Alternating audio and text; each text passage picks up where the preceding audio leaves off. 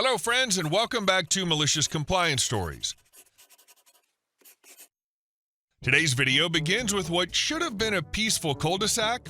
No HOA, no drama, just neighbors living quietly. But one resident decided her steering problems meant she could cut across someone else's driveway whenever she wanted. But before we begin, best way to support our channel is to leave comments, like, and subscribe with the turned-on bell so you don't miss the new video every single day. Here we go. She used my driveway like it was hers. Then karma backed into her carport. I live in a manufactured home community. It's the kind of place that's quiet enough to hear the crickets at night, yet busy enough that people wave at each other on evening walks. A glorified cul-de-sac, really. Maybe 100 single-family homes, each perched on small lots. No HOA breathing down our necks, no neighborhood Facebook drama, just people mowing their lawns, grilling on weekends, and minding their own business.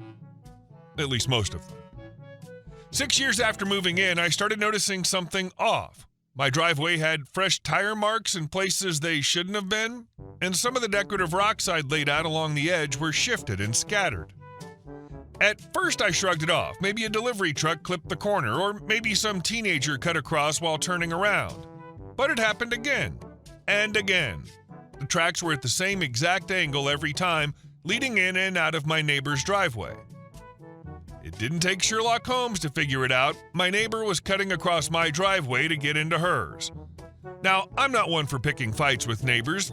You've got to live next to these people after all, and I've seen too many driveway wars spiral into years of bitterness. So instead of knocking on her door, I decided to try a quieter approach. I moved some larger rocks into the path she'd been taking, figuring that would make the point clear. A polite obstacle. The next day, the rocks were gone, not pushed aside, not rolled into the grass, gone. That's when my wife admitted she'd moved them. She looked a little guilty, like she knew she'd undermined me, but explained, Judy came over. She said her steering's bad and she can't pull into her driveway right. She asked if she could use ours for now. I told her it was fine. Of course, my wife has a kind heart. She'll hand over sugar, eggs, or apparently a driveway if someone asks nicely enough. I wasn't thrilled, but I didn't want to be the bad guy either, so I let it go. For the moment. But here's the thing. Judy never gave a timeline. There was no just until next week when the mechanic fixes it. It was open-ended. Just a vague, my car has issues. Weeks went by. I work from home, so from my office window I can see our driveway clearly.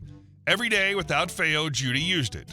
One morning I was backing out for a grocery run just as she was coming in. We ended up nose to nose in my own driveway. She didn't budge. I had to back up into the street to let her through. She gave me a cheerful little wave like I was doing her a favor, and I waved back because what else can you do? Inside, though, I was boiling. Then came the tipping point. One afternoon, I noticed new tracks, different ones. These weren't from her little sedan, they were from her oversized pickup truck.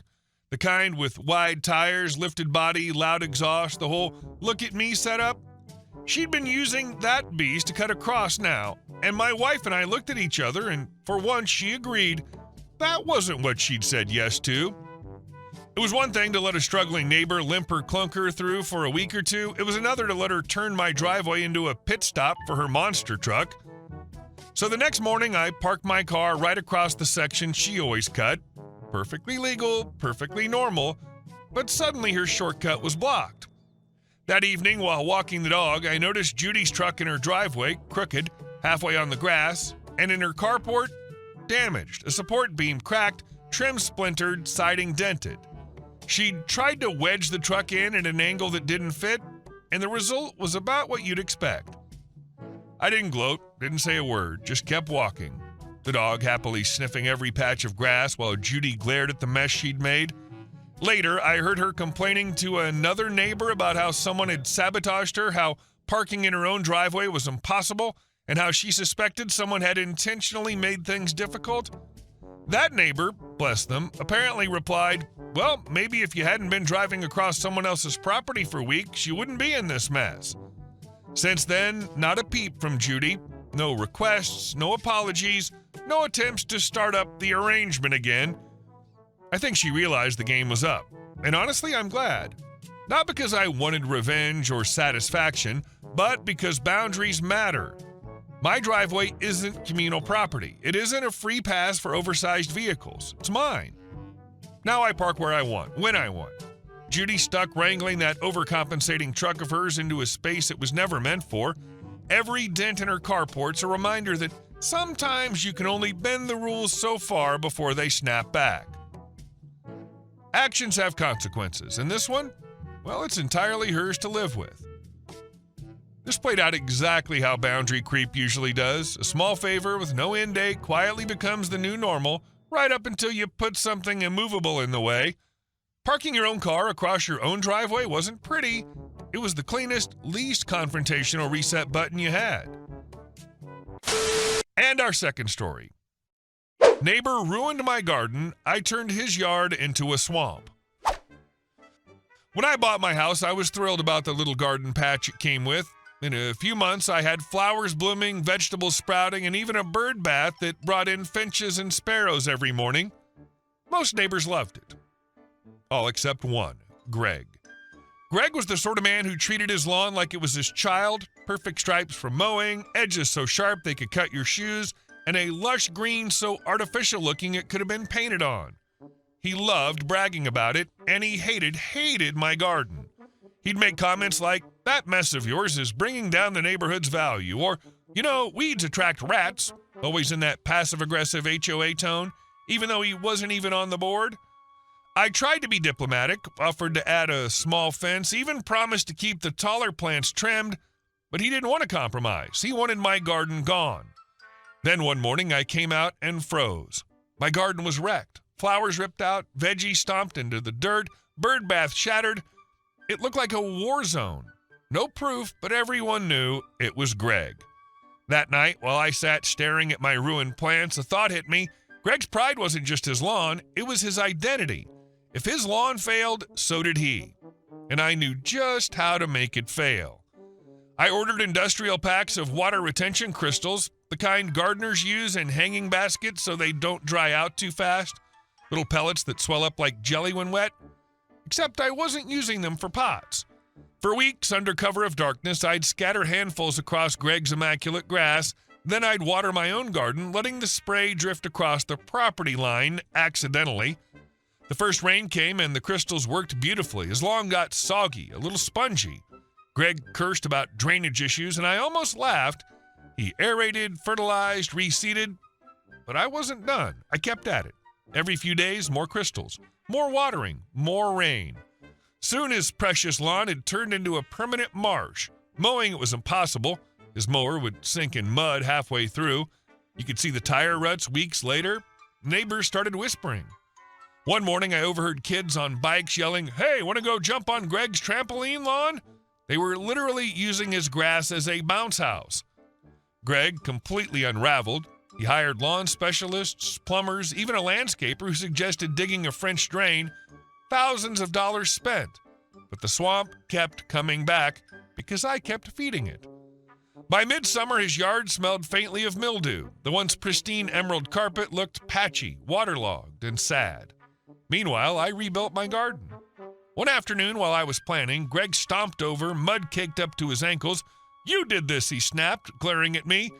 I tilted my head, smiling sweetly. "Did what? You think I control the rain? Gardening can be unpredictable. That's why it's so important to get along with your neighbors." He stormed off without a word. By fall, his lawn was infamous. Realtors stopped bringing clients past his house because everyone in town knew it as the swamp lot. He destroyed my garden, but in the end, I destroyed his pride. Permanently. His swamp never truly recovered. Even years later, when people drove through the neighborhood, they'd point and say, "That's where the swamp started." The mental image of neighborhood kids bouncing on Greg's trampoline lawn is wickedly funny. And as a petty revenge arc, it lands with a thud you could hear 3 cul-de-sacs over. And our next story. No, I cannot go behind the bar and grab you a bottle of rosé. I'm here to collect plates. So at most events, caterers and the bar staff are separately hired. This was the case at this wedding out in an unfamiliar venue, and the company I work for set up in the kitchen nowhere near the bar. Bar staff wear white shirts, name tags, and black trousers. We wear all black. The wedding had been going on for a very long time, and everyone was very drunk. So when I was doing my last look around my tables for cutlery, coffee cups / plates, and ceramics that our company provides, this guy calls me over. I'm holding 4 plates at this time, no free hands, exhausted from hauling these heavy dishes around. It's 11:30, and I'll likely finish cleaning up just before 1 a.m., and I'm not looking forward to needing to polish 300 pieces of silverware, stack and wrap plates, and load the stuff into the van. He calls me sweetheart, and I can hear how drunk he is, so decide it doesn't matter if I'm rude. He tells me he'd love it if I could grab him a bottle of rosé for the table. I tell him semi-politely that I can't and start passing by the table when another guy grabs at me, misses, but manages to make me slip a plate out of my arm. It didn't break, but it makes a mess with the leftovers on the floor, which I have to then take the plates to a drop station and clean up. He leans back in his chair and tells me to just grab a bottle because it's an open bar. Again, I tell him I cannot go behind the bar as I don't work there. At this point, we've been passed by an actual member of the bar staff, but they don't usually deliver bottles to the tables to discourage people from getting too drunk, like this guy. I tell him to get it himself and head off with the 1 plate since someone else took my others. Minutes later, I hear this guy at the entrance to the kitchen. We go in one way and out the other so we don't bump into each other with full hands. He's pushing on the shut door as I polish away, calling me a bee because the other girl grabbed me a bottle when I went up. Yes, because she's bar staff. And our last story. Camera in my backyard? You'll regret that, creep. My crotchety old man of a neighbor has harassed multiple families out of this neighborhood over the years. He'd been trying to do the same to me for the first few years I lived here, including calling the police for everything, like my grass being an inch too tall once. I've lived here for 9 years, and this is the story of how I finally got him to leave me alone a couple years ago. So my final straw was he put up a camera on his privacy fence on his deck that pointed directly into my backyard and refused to move it. He also threatened to shoot my dogs that never were outside alone and always either on a leash or in the backyard with me. Game on, B. I finally had enough. I proceeded to sign his address up for every possible spam mail / mailing list I could find. The Satanic Church, Mormons, Jehovah's Witnesses, Playboy, tons of other mags, and lots of other places that would scare an older religious couple, plus tons of other mailing lists. I spent like 5 hours just signing his address up for random mailing list crap. I then had one of those anonymous 5-pound boxes of elephant crap sent to his house, and I know it got there because I was off work the day it got delivered. I feel bad that the poor mail lady had to have that in her truck for any amount of time in the middle of a heat wave in July in Missouri, but that was a sacrifice I was willing to make. I watched her carry it like it was a bomb to my neighbor's porch and practically throw it at their door, stepped out into my carport to spy when my neighbor went to pick it up and heard their reaction. It was priceless.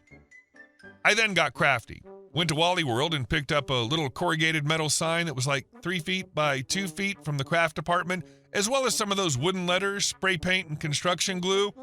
I proceeded to set up shop in my carport at like 11 at night, and that's only about 10 feet from his bedroom wall. All the houses are on the same design on my street, so I know the master bedroom's on the wall closest to my house, and absolutely blast Avatar, a Swedish metal band that's awesome, at top volume with the speaker pointed at his house while crafting my little sign. I can see through the trees and between the houses to the next street over that you're required to take to get to my street, dead-end street, and kept an eye out until I saw a cop car coming. Turned off my lights and music and went inside for like 20 minutes. The cop didn't even knock on my door because when he got there was no noise complaint to act on, LOL. After he left, I got back to crafting and blasting music. I made a sign that said F off, and once all the spray-painted letters and glue was dry, I hung it from an old swing set frame and pointed it at his camera that was watching my backyard. And to deal with the camera, well, you want to be a creepy F? Oh, I got you, boo. I waited until like 1 a.m. the next night, then stripped down to nothing but my panties and stood in my backyard and stared at his camera for like 15 minutes straight in nothing but my undies. I don't think he enjoyed the view of my fat butt, LOL. The camera was taken down the next day. I haven't heard a peep from that jerk or gotten the cops called on me for nonsense since. Hey guys, thank you all for watching the video. I'll see you in the next one.